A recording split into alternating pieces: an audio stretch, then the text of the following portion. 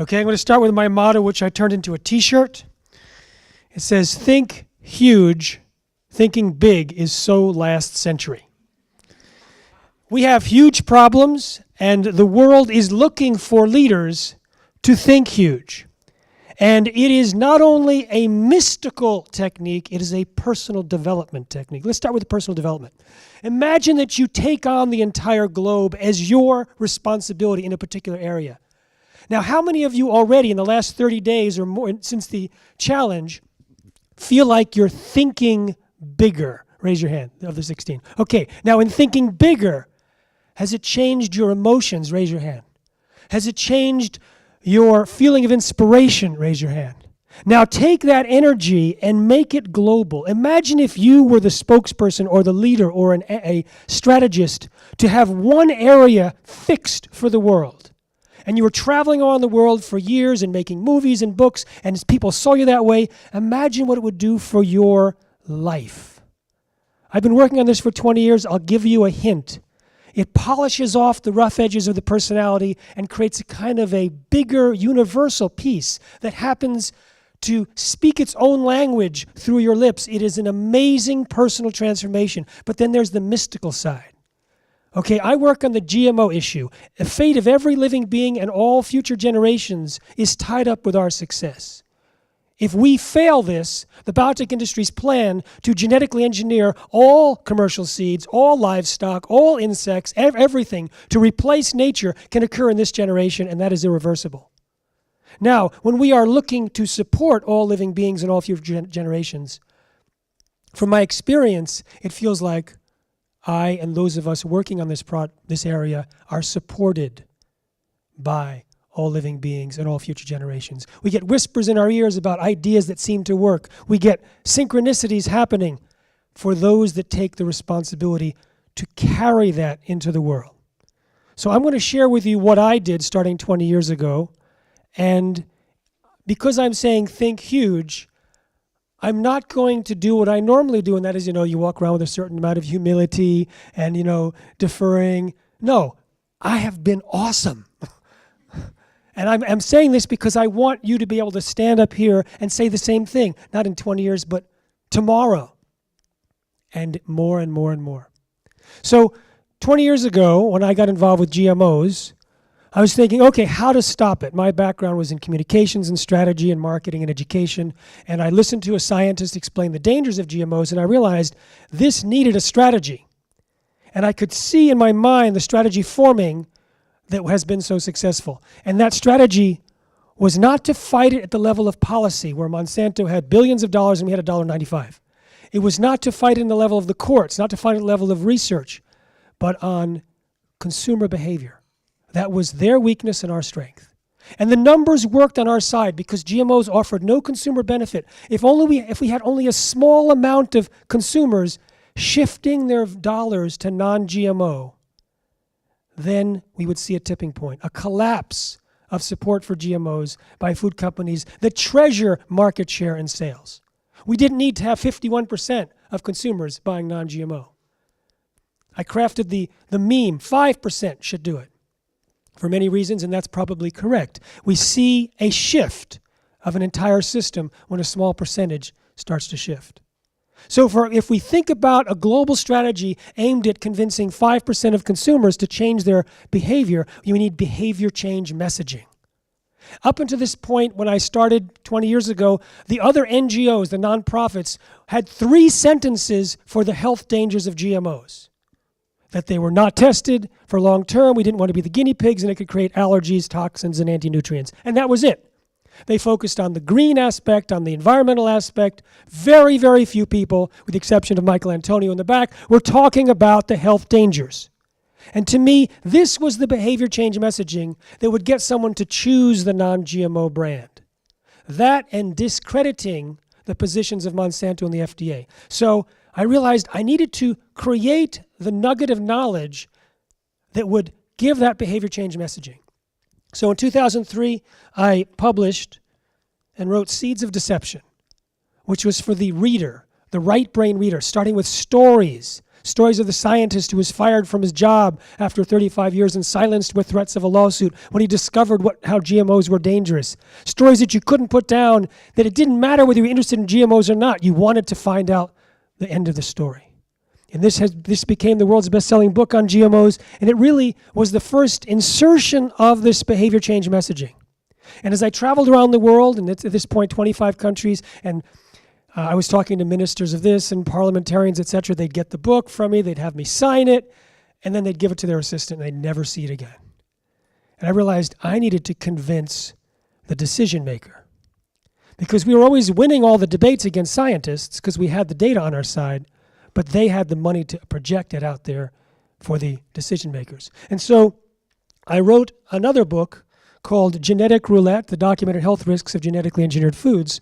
And it was specifically targeted, on the left side of the page, the summary for the attention deficit politician. And the right side for their staff. And so every page has a summary and details. And this came out and sort of spread like wildfire and became the basis for a lot of deeper education. A lot of the activists would look at that book and feel emboldened about how to speak on GMOs. We also created a speaker training program. About 1,500 people have gone through the speaker training program. It costs money. I'll give the 16 of you it for free. If you want to take it online, it's about 7 hours, and we're redoing it again in January, so you can also catch the live version. And then I was creating films. And the third film I created was Genetic Roulette, the document which is called Genetic Roulette, The Gamble of Our Lives. And I'll give you all a copy of that. And this came out in 2012.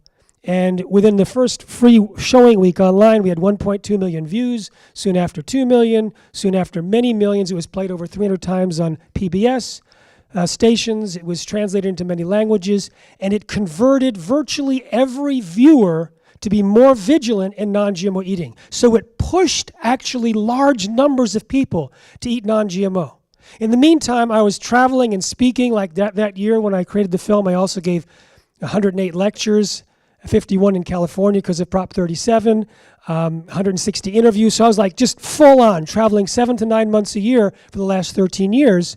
And starting groups. We have a tipping point network of thousands of people around North America who are active on this, training, educating on activist training, speaker training, and giving people the tipping point behavior change messaging and the tools that they could use. And so we were seeing spontaneous rising of different activists who got motivated doing other things to support the overall movement, the labeling movement, the movement within doctors, with moms of autistic kids, etc. I started speaking to medical organizations about 10 years ago. Now we have thousands of doctors prescribing non-GMO diets. And what we had planned in the strategy has been achieved. We actually kicked out GMOs pretty much from the natural products industry in March of 2013. It happened when Whole Foods said, when a product becomes non-GMO verified, there's a 15 to 30% spike in sales.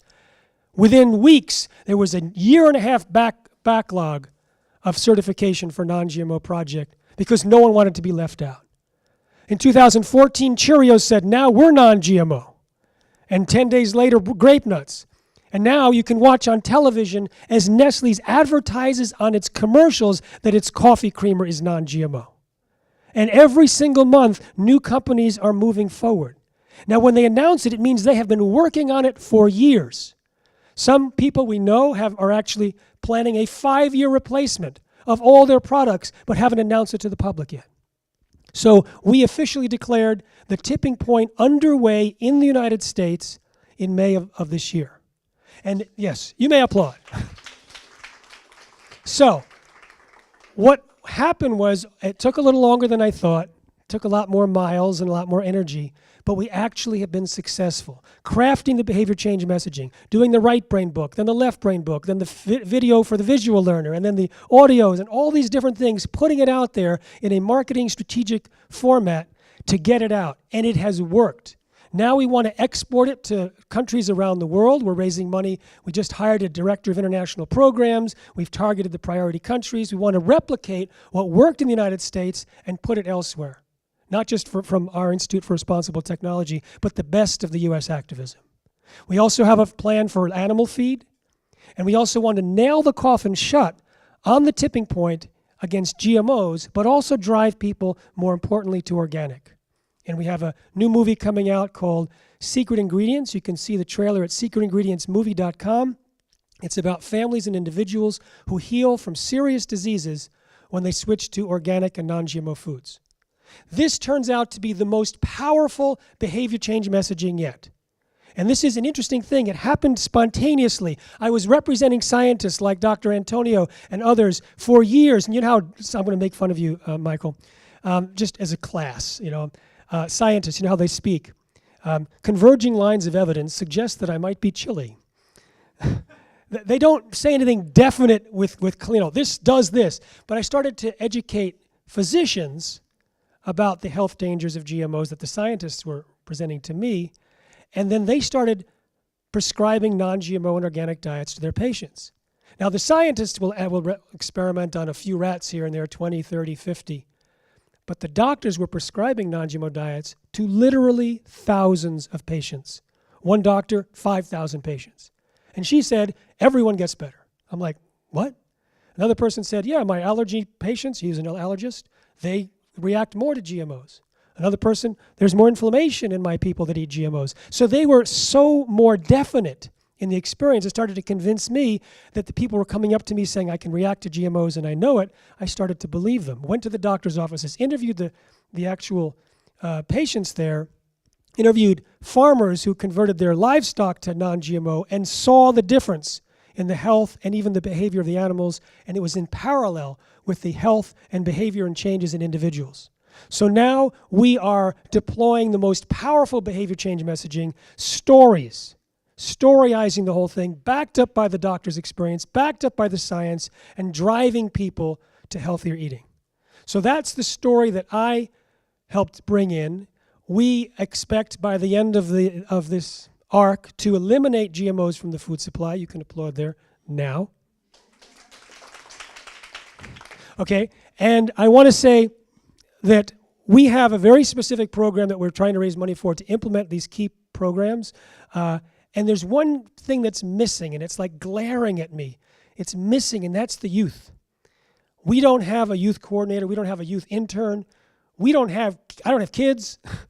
So if anyone is interested among the youth here to become an intern and to help lead this behavior change messaging in the field of the youth, I've already worked with Ashley. We have some ideas. She had the brilliant idea of keeping it real, this whole YouTube-based program. If you're interested, talk to me, talk to us, because we would love to use your power and your obvious success and help you think huge. Thank you very much.